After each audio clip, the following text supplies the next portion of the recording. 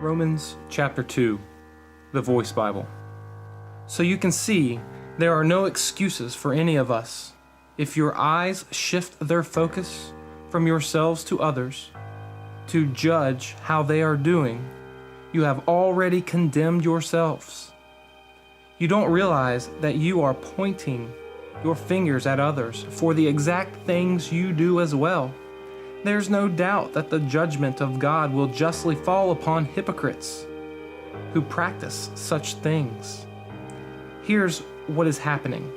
You attack and criticize others, and then turn around to commit the same offenses yourselves.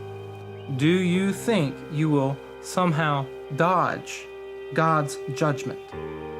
Do you take the kindness of God for granted? Do you see His patience and tolerance as signs that He is a pushover when it comes to sin?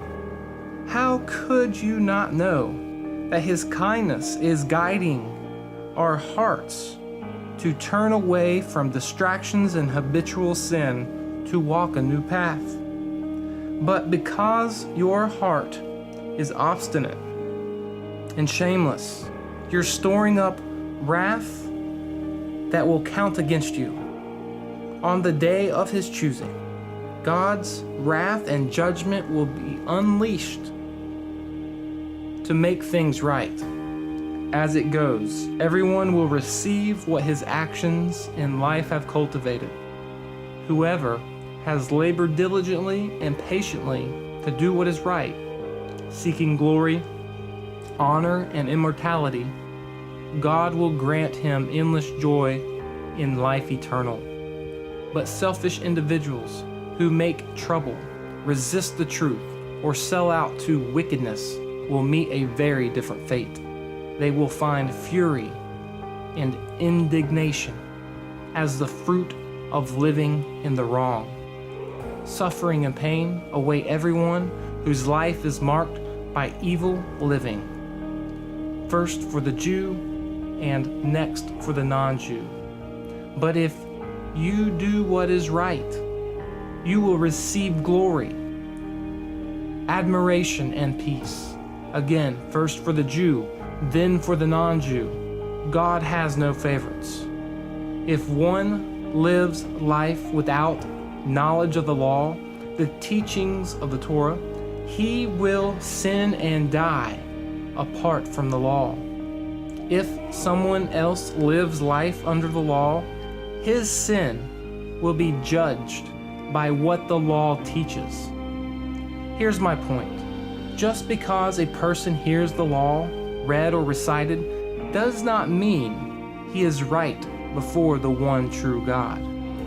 It is following the law that makes one right, not just hearing it. For instance, some outsiders who are not required to follow the law often live quite naturally by its teachings.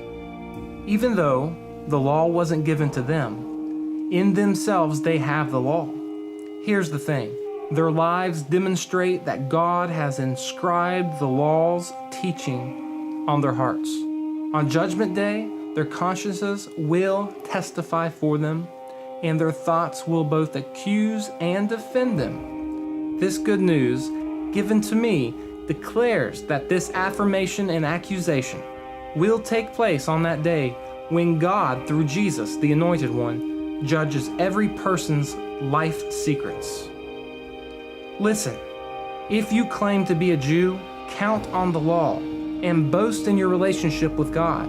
If you know His will and can determine what is essential because you have been instructed in the law, and if you stand convinced that you are chosen to be a guide to the blind, a light to those who live in darkness, a teacher of foolish wanderers and children, and have in the law what is essentially the form of knowledge and truth, then tell me, why don't you practice what you preach? If you are going to sermonize against stealing, then stop stealing. If you are going to teach others not to commit adultery, then be completely faithful to your spouse. If you hate idolatry, then stop robbing temples. If you pride yourself in having God's law, then stop dishonoring God by failing to keep its teachings. If you pride yourself in having God's law, then stop dishonoring God by failing to keep its teaching. Here's what it says: because of you, God's reputation is slandered by those outside the covenant. You see, circumcision is of value only if you keep the law's teachings. But if you keep breaking God's rules, you are no different than those without the mark. So if an uncircumcised man abides by God's just precepts, doesn't that make his standing before God the same as the one who is circumcised? The man who is physically uncircumcised but still keeps the law, he will stand in judgment over the person who is circumcised and yet continually breaks the law. A mark that is evident doesn't necessarily make one a Jew, and circumcision that is evident only in the flesh is not true. But the true Jew is Jewish on the inside.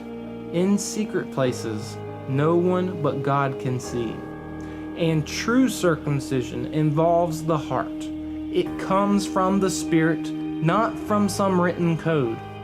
The praise and reputation of that kind of Jew comes from God, not from man.